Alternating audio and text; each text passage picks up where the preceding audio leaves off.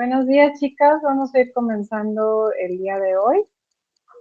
Pues esta vez nos toca llevar la asignatura de fisiopatología de las alteraciones digestivas. Es una materia, la verdad, pues muy apasionante en el sentido de que todo lo que repercute en la salud gastrointestinal finalmente afecta grave.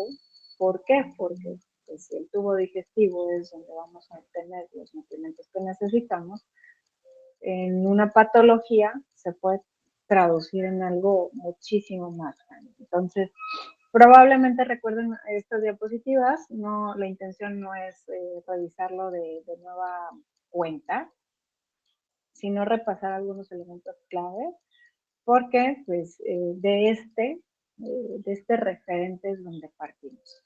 Nada más, antes de comenzar ya de lleno con lo de la clase, recordemos algunos puntos básicos. Ya saben que aquí es 50% la evaluación a través de examen, 50% a través de trabajos y tareas. Ya saben que si por alguna razón se llegaron a retrasar en las fechas de entrega, traten de mandarlo lo más pronto posible, pero no se esperen al final del cuatrimestre porque de verdad les va a resultar pesado, ¿no?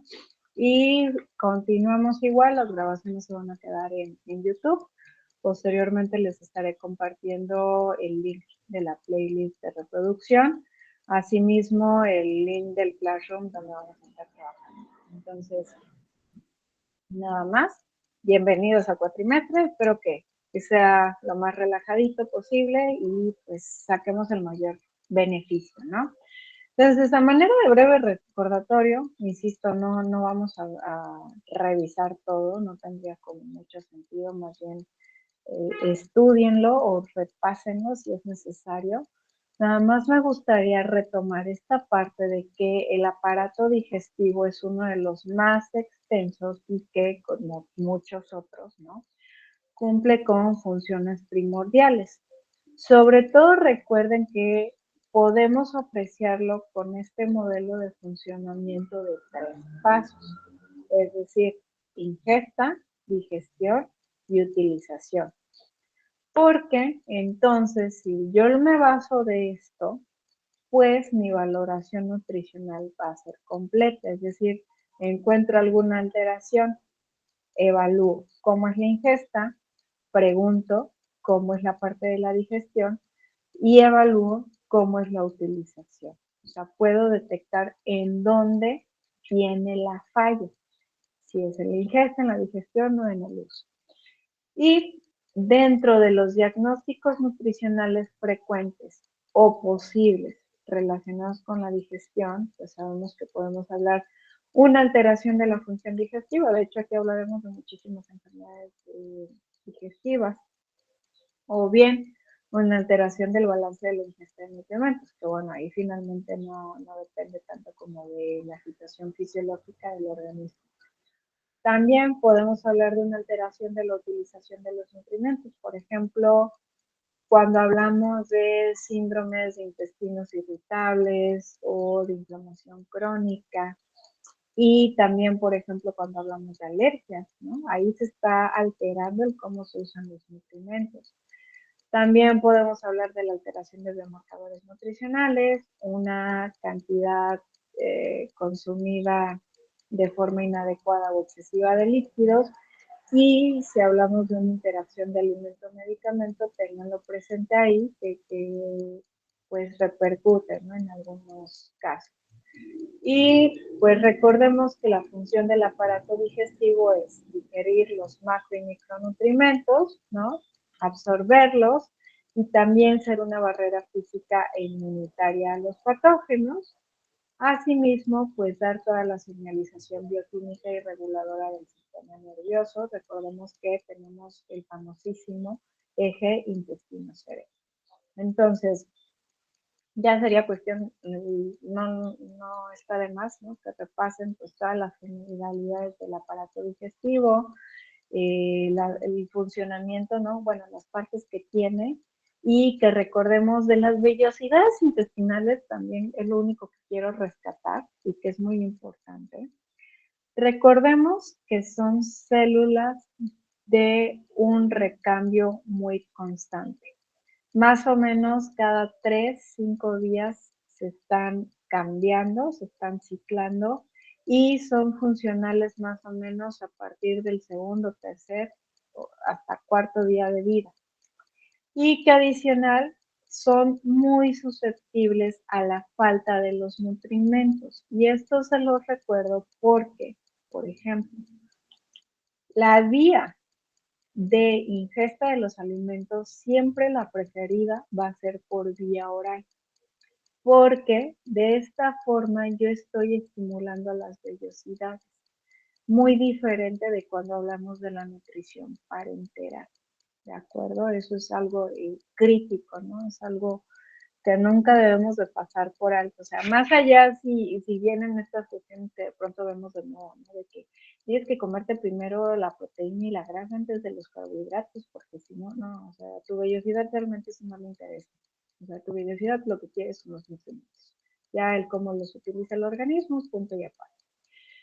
Recordamos nada más, pues tenemos diferentes secreciones a lo largo de todo el tubo digestivo, que más o menos vienen siendo en total unos 7 litros, todo lo que viene drenando, ¿no? Al tubo digestivo, pero que la función que tienen es preparar el medio para que los nutrimentos se aprovechen lo más que puedan.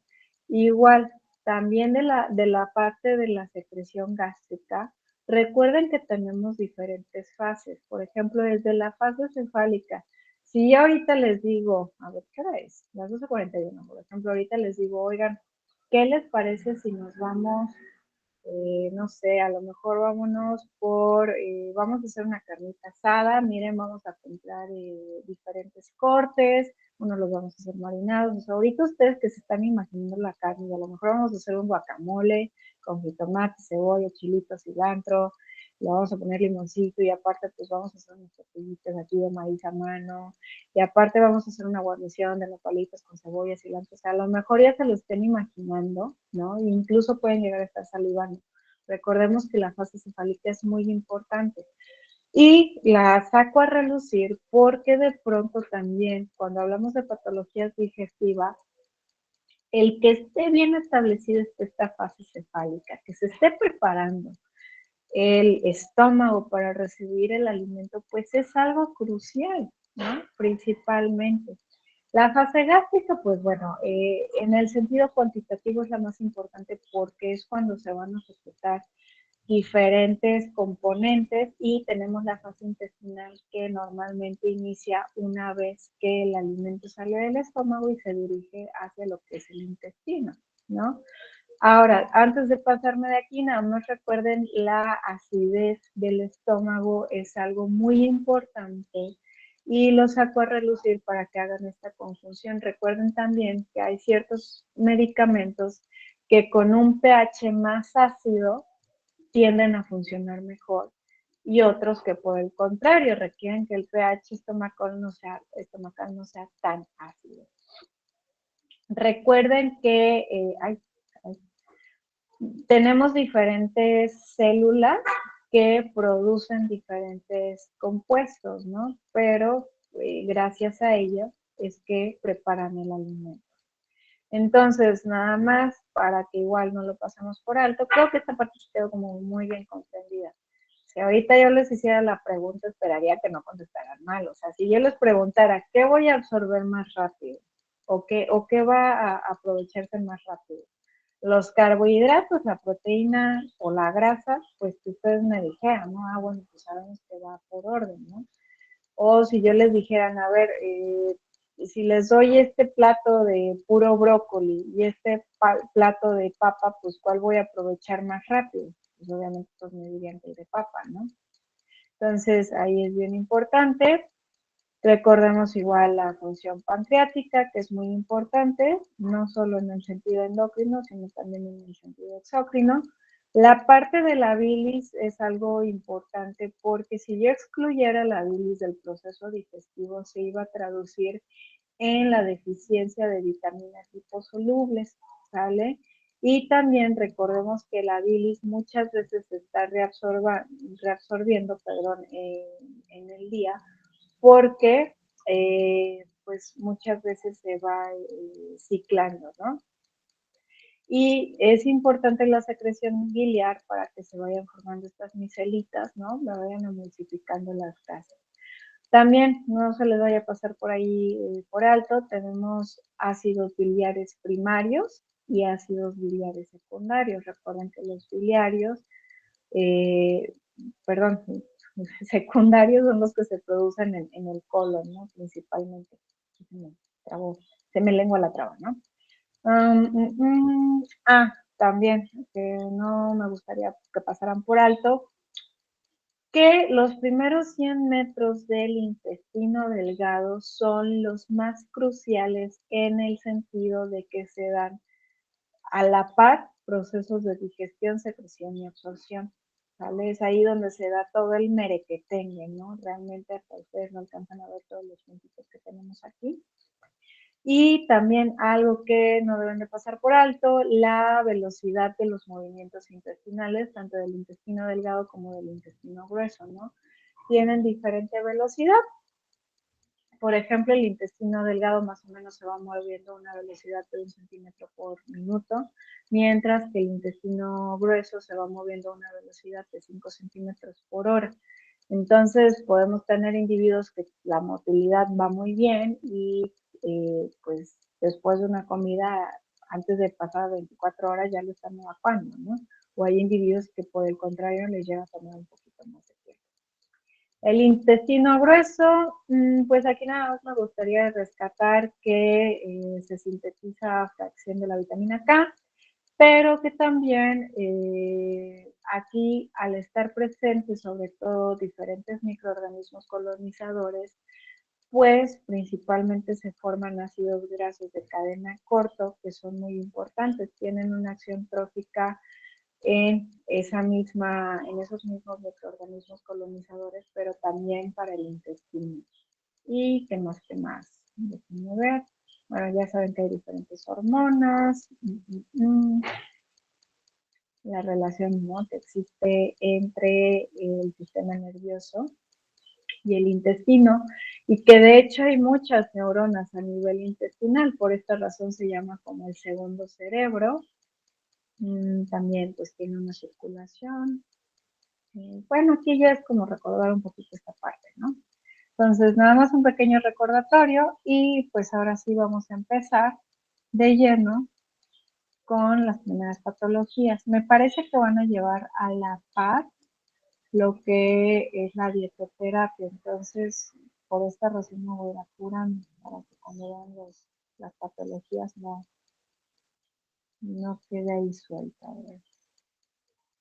ver, se ve.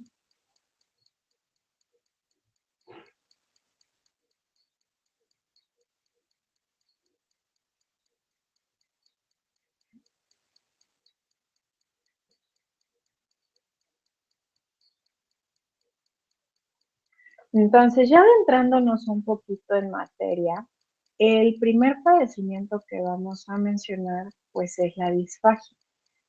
¿Y a qué nos referimos por disfagia? Pues es la dificultad para tragar, tal cual, recuerden tragar es pasar el alimento, porque viene esta sensación de obstáculo o algo que estorba el paso de lo que nosotros estamos consumiendo para que pueda llegar al estómago. Y aparte de que viene una sensación muy incómoda, ¿no? O sea, se acompaña de dolor normalmente. Entonces, el transporte de alimentos puede estar impedido por diferentes razones o situaciones. Podemos hablar de lesiones orgánicas de la faringe, o bien el esófago, o bien estructuras en contacto con él. Por ejemplo, a lo mejor la glándula tiroides está estorbando o hay algún problema con la columna vertebral. También podemos hablar de que existan obstrucciones de la luz esofágica por productos deglutidos, es decir, que se dé una disfagia obstructiva o mecánica. Y podemos hablar de trastornos funcionales del sistema nervioso o muscular que resultan o se van a traducir en una alteración en la coordinación de alguna de las fases de la deglución. Entonces, de lo que nos preocupa la disfagia o por qué es tan importante abordarla, es que si no se da una atención a lo que me esté generando disfagia, me puede llevar a desnutrición, deshidratación y broncoaspiración, lo cual a su vez puede derivar en neumonía, en un absceso pulmonar, en obstrucción de la vía aérea, incluso pues en una asfixia, ¿no? Que sería lo último que desearía principalmente.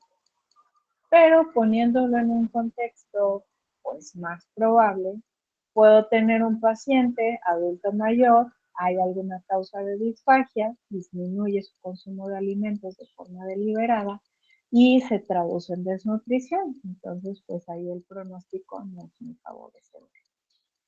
A su vez, existen diferentes tipos de disfagia. Por ejemplo, está la disfagia orofaringea, como el nombre lo está diciendo, pues es la dificultad del paso de los alimentos desde la boca y la faringe hacia el esófago. Y puede deberse a, por ejemplo, enfermedades neurológicas, enfermedades neurológicas con afectación del cerebro y el tronco cerebral. Por ejemplo, alguna parálisis o esclerosis. También puede ser derivado por enfermedades del músculo esquelético. Puede ser una miastenia gravis que provoque debilidad, pérdida de la sensibilidad en los músculos relacionados con la deglución. O bien por cambios postquirúrgicos en la región cervical. A lo mejor al paciente se le hizo alguna resección de un tumor, ¿no? Y esto puede a su vez comprometer la deglución o llevar a una disfunción de la musculatura si no se da una rehabilitación adecuada.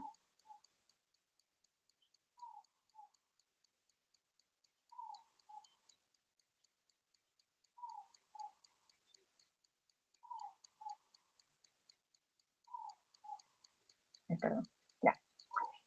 Lo que, ay, es que no, creo que se les movió. Espacio de faringe, enfermedades.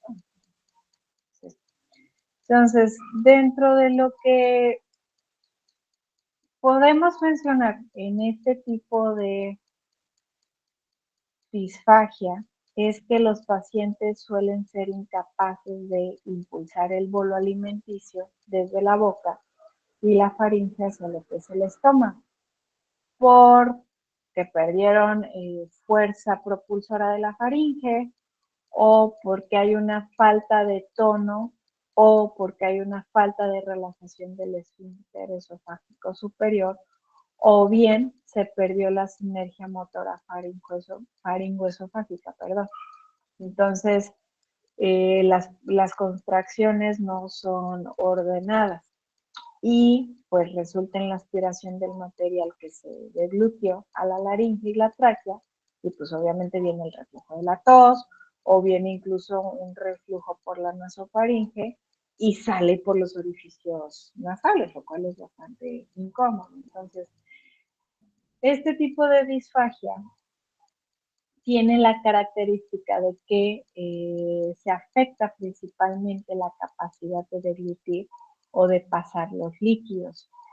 Y pues ahí lo que se puede tolerar un poquito mejor es la modificación de la textura de la dieta. ¿Por qué?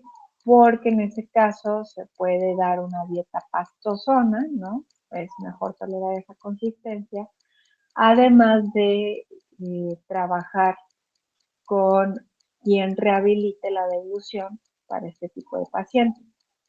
Y si llega a ser necesario, porque de plano se están teniendo muchas dificultades, pues se puede optar por la nutrición enteral, ¿no? En lo que se da corrección, pero siéndoles muy honesta y muy abierta, la nutrición enteral, si estamos hablando de que hay disfagia y molestia, más allá de suponer una solución, pues puede suponer un problema, ¿no? Por retrasar la progresión de mi paciente. Ahora, estábamos hablando de la disfagia orofaríngea. También existe lo que es la disfagia esofágica y que su causa principal es derivada de problemas locales, obstructivos, motores del esófago. Por ejemplo, podemos hablar de trastornos obstructivos, como es el caso de neoplasias, estenosis por reflujo gástrico o estenosis en el esófago distal, que normalmente cursa con disfagia, pero para lo que son alimentos sólidos. Y suele iniciarse para alimentos a un estrechamiento de la luz esofágica. Entonces, podemos tener otra situación, sobre todo en el caso de las neoplasias, donde la progresión de la disfagia es rápida. No voy a hablar de algo que me tome meses o años, sino hablar en tiempo de semanas. Y también se puede dar una disfagia esofágica por estenosis por reflujo, pero la diferencia o el diferenciador de esto es que su progresión va a ser lenta. Las estenosis, pues recuerden, ahí es como que las venas se distienden mucho, pues obviamente va teniendo una alteración anatómica, incluso la vena en esa parte. Entonces, pues ahí es importante preguntar desde cuánto tiempo el paciente está presentando esas molestias. Ahora, también pueden existir trastornos motores que afecten a la musculatura lisa del esófago y pues van a repercutir. ¿Por qué? Porque puede alterarse el peristaltismo o bien puede alterarse la función del esfínter esofágico inferior. Entonces, imagínense, aparte de la disfagia, posteriormente mi paciente va a andar también con problemas de reflujo. Y en este caso de trastornos motores, pues muchas veces provocan una disfagia tanto de presentaciones líquidas como de sólidos. Además de que los síntomas pueden empeorar o bueno, se pueden mantener pero no mejorar en el tiempo. Ahora, los más frecuentes dentro de este tipo de disfagia son los siguientes: la acalasia, el espasmo difuso esofágico, y la esclerodermia. Son los que normalmente están aquí. Ahorita los vamos a detallar como con nombre, apellido y demás. Entonces, dentro de los procesos esofágicos que cursan con disfagia, pues podemos tener que es derivado, o bueno, más bien derivó en esto, una afectación del músculo estriado. Cuando se da una disfagia por afectación del músculo estriado, la única causa primaria es la incoordinación picofaringea, que muchas veces pues, pudiera surgir la pregunta, bueno, pues, ¿por qué se debe? ¿Por algún traumatismo? ¿Qué pasa ahí? Muchas veces es de origen idiopático. Recuerden que cuando se usa el término idiopático es que solo Diosito lo sabrá, ¿no? O sea, que no tiene una razón evidente. Entonces, el esfínter esofágico superior pues se mantiene cerrado o bien se abre de forma incoordinada. Entonces, puede producir una dilatación del esófago cervical y dar algo que se conoce como divertículo de Schenker. Vamos a ver más adelante un tema que se llama divertículos, pero aquí no se vayan a confundir. El divertículo de Schenker, lo que ocurre es que a nivel del esófago se acumulan los restos de los alimentos digeridos. ¿Y por qué? Porque se forma como una bolsita. Entonces ahí van quedando esos restos. Y pues más allá del problema, si hablo de esta situación, pues también me va a llevar a un riesgo de una infección.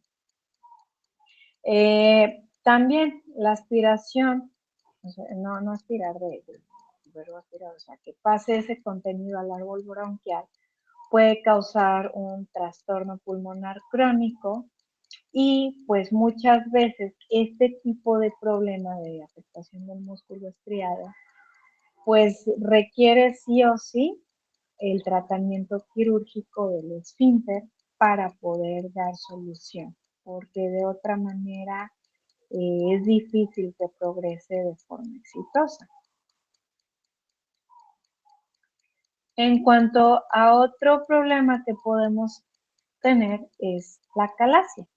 La calasia es una enfermedad esofágica que hasta cierto punto es poco frecuente, igual de origen desconocido, y que afecta tanto a hombres como a mujeres. Y debido a una alteración en la inervación del esófago, existen anomalías en lo que es la función del músculo esofágico. Entonces, ¿cuáles son estas anomalías? Pues muchas veces hay ausencia del peristaltismo, asimismo, la relajación del esfínter está incoordinado. Entonces, aquí el problema se va a ver reflejado en una dificultad para vaciar el esófago. Entonces, se retiene el alimento y el esófago está dilatado. Imagínense qué molestia para el paciente. Y sobre todo, pues además de la disfagia, suele acentuarse en situaciones de estrés y pues puede llevar a la regurgitación, ¿no? Entonces, este material que se regurgita está conformado por restos de alimentos, ¿no? Incluso de ingestas previas, aparte de la saliva.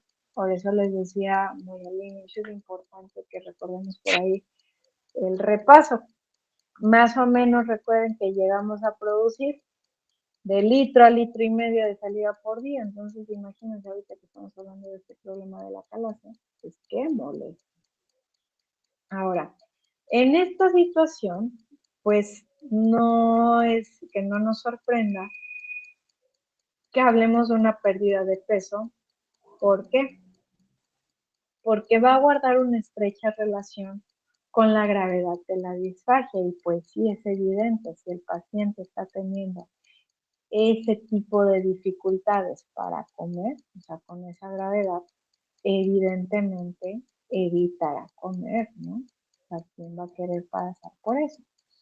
Y la complicación más importante de la calasia, aparte de hablar de la desnutrición, pues es hablar de la broncoaspiración del material retenido en el esófago. Eso es grave. Y que también puede llevar a la inflamación del esófago. Aquí podemos hablar de una esofagitis, tanto por el material retenido, ¿no? Que está todo distendido, como de origen infeccioso. Generalmente son hongos, cándida, quien es responsable de las infecciones. Y de hecho, en casos muy evolucionados donde no se está dando tratamiento, pues sí es probable que aparezca un cáncer de esófago. ¿Por qué? Por todas las laceraciones y todo el daño que se está dando en esa zona. El tratamiento de la calasia se orienta principalmente a vencer el obstáculo que supone el esfínter esofágico inferior para que puedan pasar los alimentos. Entonces, la dilatación del esfínter pues, puede estar bajo control endoscópico, radiológico, dependiendo cuál sea el tratamiento de elección. Y pues si de plano no dio resultado ese tipo de intervenciones no tan invasivas, pues ya se tiene que hacer una cirugía, ¿no? O sea, abrir y ver qué es lo que está ocurriendo ahí. El tratamiento farmacológico es tan poco eficaz que realmente se reserva, ¿no? en aquellos pacientes donde pues la dilatación y la cirugía no son recomendables. Entonces, por esta razón es que principalmente se tiene que hacer una intervención. En cuanto a otro trastorno, pues el espasmo difuso esofágico es de tipo motor principalmente y también tiene una causa desconocida, ¿no? Normalmente lo que ocurre ahí es que se presentan contracciones esofágicas anómalas, no peristálticas y se alternan con contracciones normales o de tipo peristáltico normal.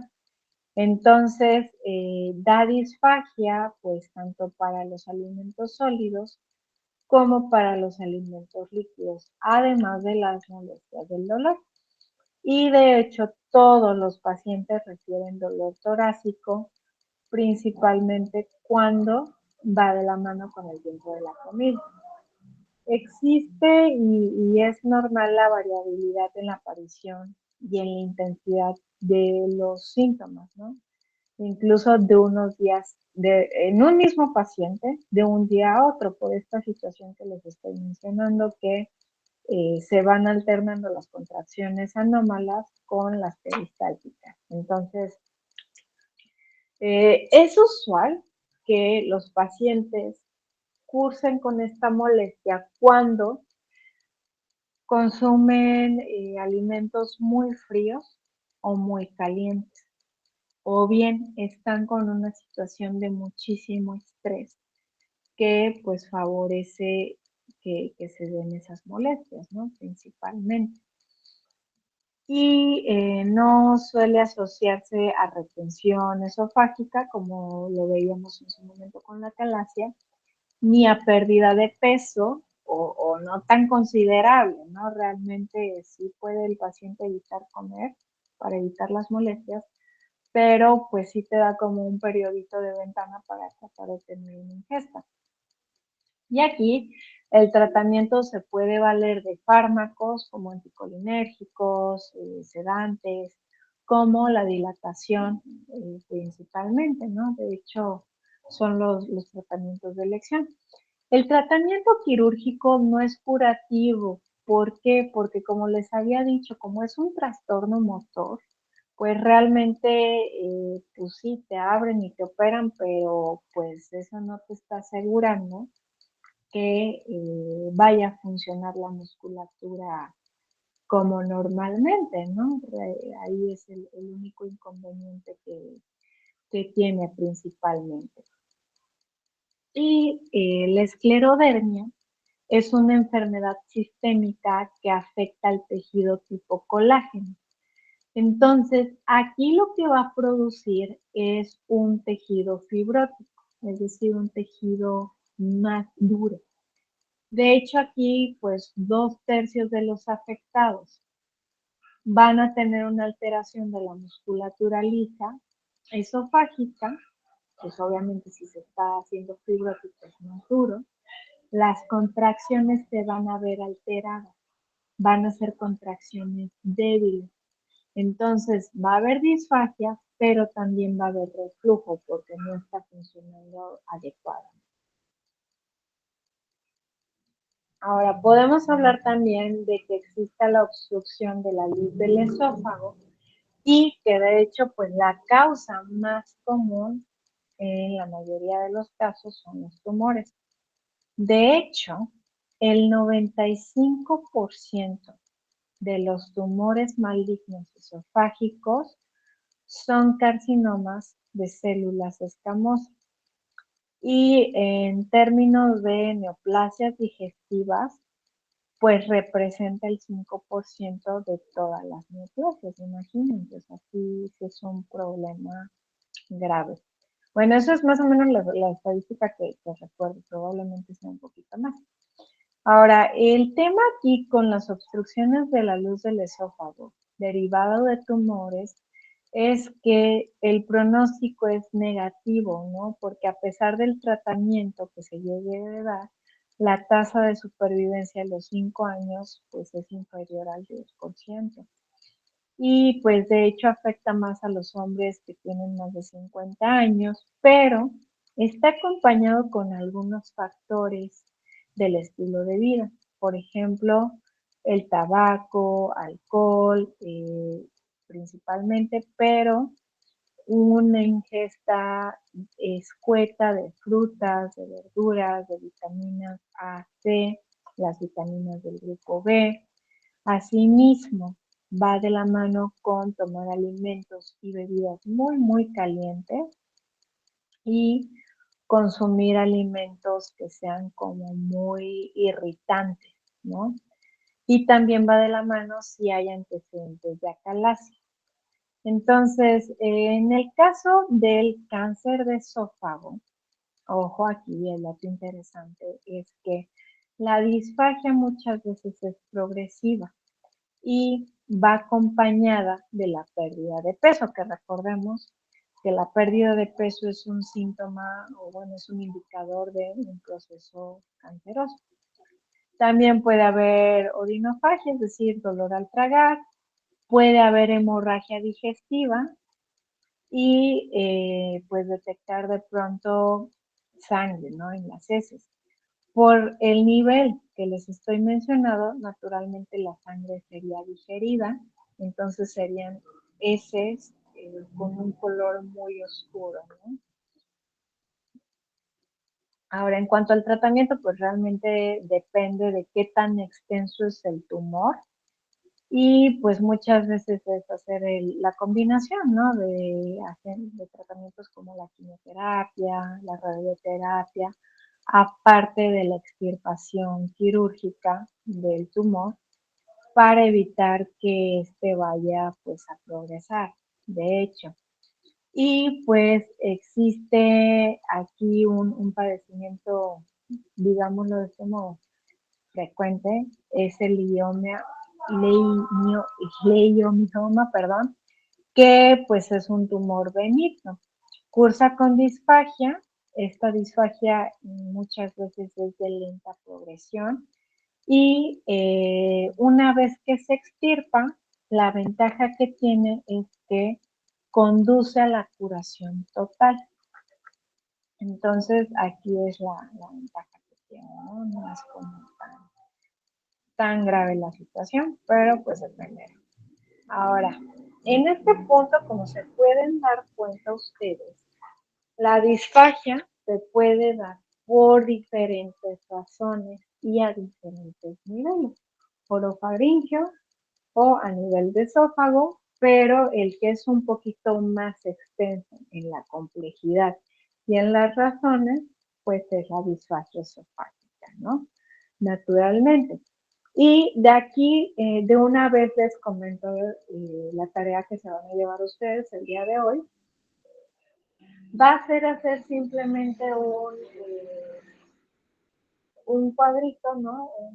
Separar, que ustedes separen los tipos de disfagia, estarían representando los tipos de disfagia orofaringea y la disfagia esofágica, ¿no? Y colocar nada más en términos sencillos las molestias principales, bueno, las causas no se las pido porque muchos son de origen desconocido, pero las molestias que llega a producir principalmente. Entonces, esa sería la actividad que se llevarían de tarea. La pueden hacer a mano o la pueden hacer en Word, PowerPoint, lo que más les acomode, en Canva o en cualquier otro programa, ¿no? Ahora, otro padecimiento, que es como el más común, que no ha vomitado en su vida, ¿no? Y el vómito, pues en sí, ya poniéndonos como un poquito más técnicos, es la expulsión forzada del contenido gástrico que es producida por la contracción involuntaria de la musculatura abdominal y el diafragma, y a su vez el esfínter esofágico inferior se relaja. Y sí, o sea, ¿quién no ha vomitado? Cuando vomitas, ¿qué pasa? Te aprietan los abdominales, ¿no? Sientes como si te estuvieran apretando la panza, si te estuvieran oprimiendo el pecho y sale, ¿no? Muchas veces los vómitos no llegan sin ton ni son, muchas veces van acompañados de las náuseas y que de hecho las náuseas señalan su proximidad y relacionándolo con lo que veíamos en su momento de la fisiología digestiva. Recordemos que dentro de los factores que desencadenan la salivación, dentro de los varios que hay, pues las náuseas es un factor muy importante. Entonces, ¿qué pasa siempre? Empezamos con esta salivación involuntaria, muy abundante, viene el mareo y llega el vómito. Entonces, hay que distinguir el vómito de una regurgitación o de cuando pasa el contenido gástrico a la boca, porque pues muchas veces cuando hablamos de eso, no hay náuseas ni contracciones enérgicas de la musculatura abdominal. O sea, simplemente es porque a lo mejor el esfínter esofágico no cumple con su función. Y el vómito tiene varias fases. Normalmente, primero viene una inspiración profunda, posteriormente la laringe se eleva para poder abrir el esfínter esofágico superior. Se va a cerrar la glotis y se va a elevar el paladar blando para cerrar el paso a lo que es la nariz, ¿no? Que no se nos vaya por ahí. Viene la contracción enérgica del diafragma y de los músculos abdominales. El esfínter esofágico se relaja y sale el contenido gástrico a través del esófago y pues va para afuera todo, ¿no? Entonces, no se los deseo, ¿verdad? Que vayan a tener alguna razón de vómito, pero pues ahora ya lo pueden razonar como decir, ah, sí es cierto, cuando vomito ha ido como por estos pasos. Okay. Entonces, el proceso del vómito está regulado por un centro, de hecho es chistoso porque hay un centro del vómito que se encuentra en el bulbo raquídeo porque recibe los estímulos de la parte superior del aparato digestivo gracias a lo que es la rama simpática y parasimpática y manda las órdenes motoras al esófago por los pares craneales, principalmente el par 5, el par 7, el par 9 y el par 12, y también con la inervación de los músculos abdominales y el diafragma, gracias a los nervios que están en esa zona.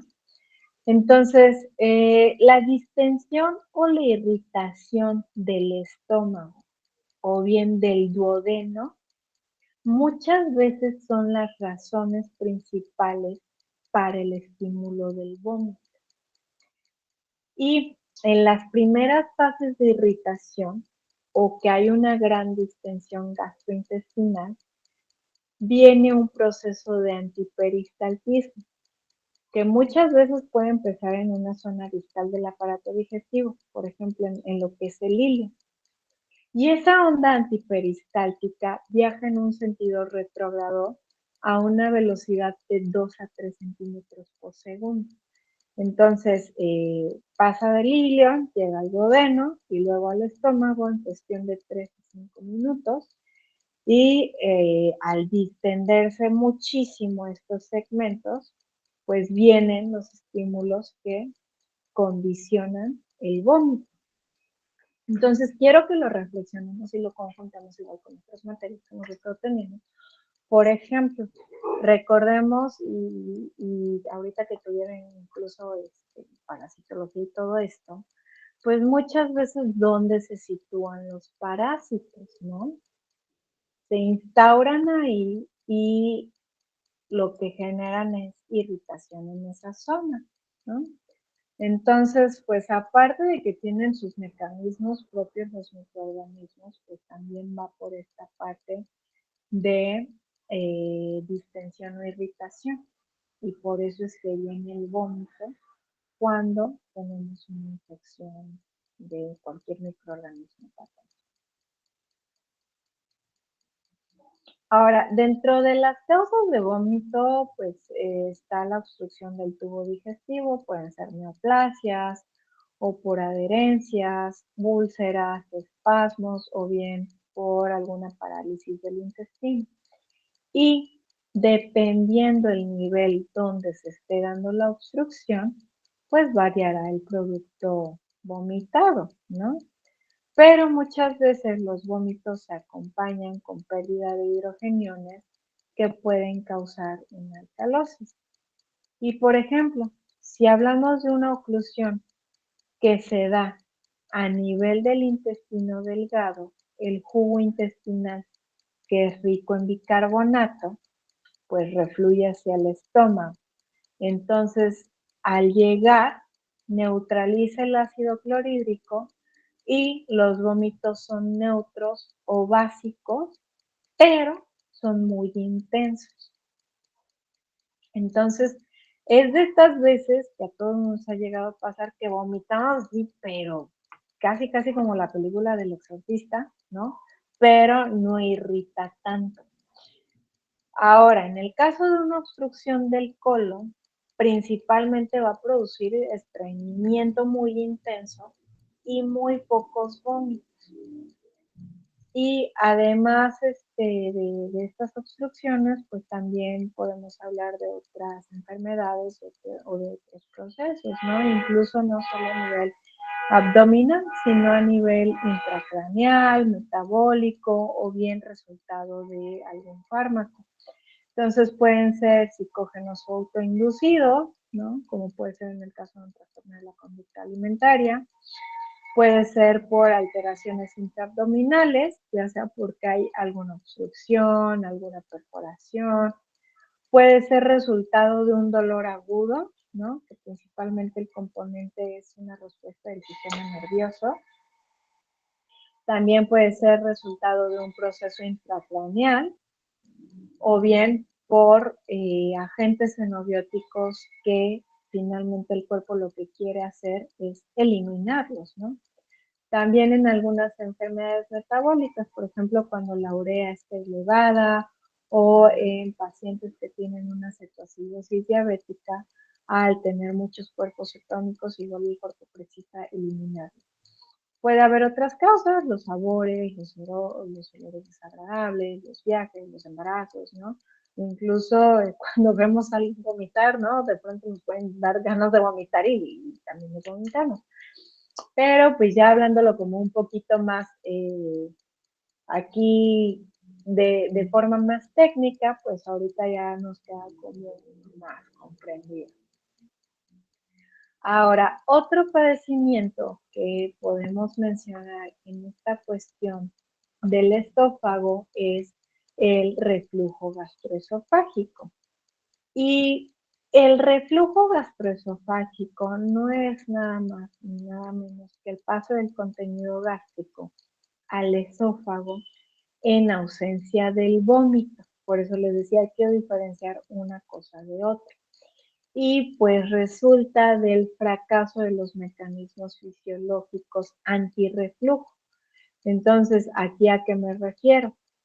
Que el esfínter esofágico es incompetente o bien a lo mejor hay una hernia a nivel yatal, ¿no? O puede haber una hernia diafragmática.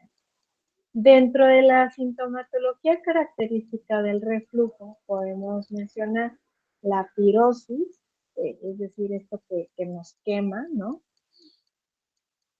También la regurgitación, sobre todo cuando comemos alimentos muy, muy abundantes, o bien cuando me acuesto. Por esta razón, algunas veces el reflujo es de predominio nocturno.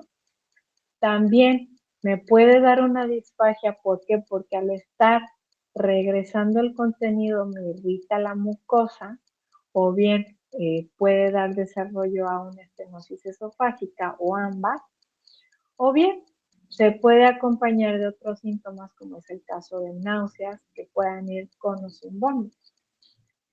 Dentro de las principales preocupaciones que nos va a generar el reflujo es que se pueda desarrollar el esófago de Barrett, que en sí es un epitelio ectópico, es decir, crecen células fuera del sitio característico, células gástricas fuera del sitio característico en un segmento esofágico.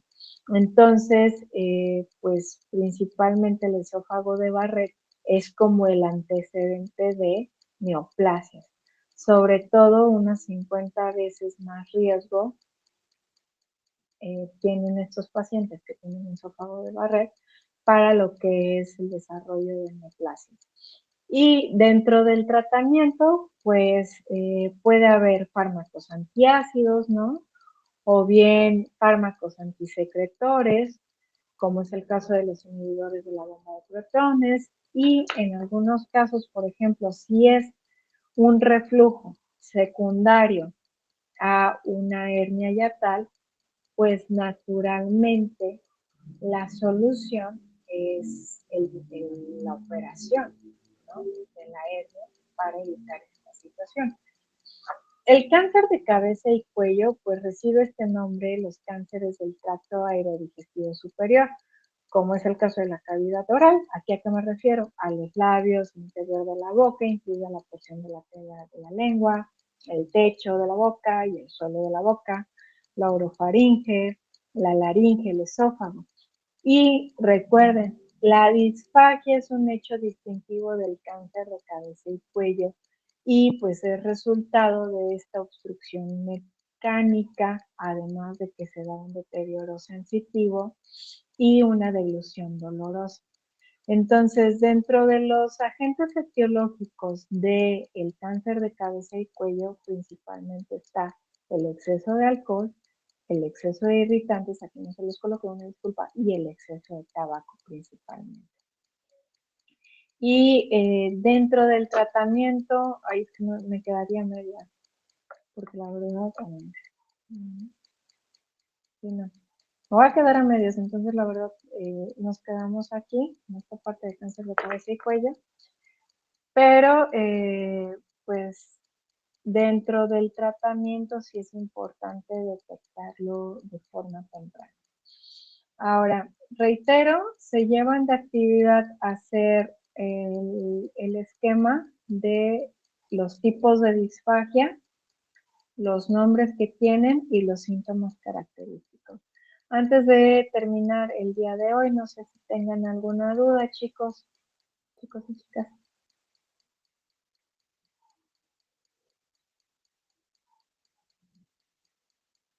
Me parece que no. Ok, pues nos estaremos viendo la semana siguiente. Que estén muy bien. Gracias, hasta luego.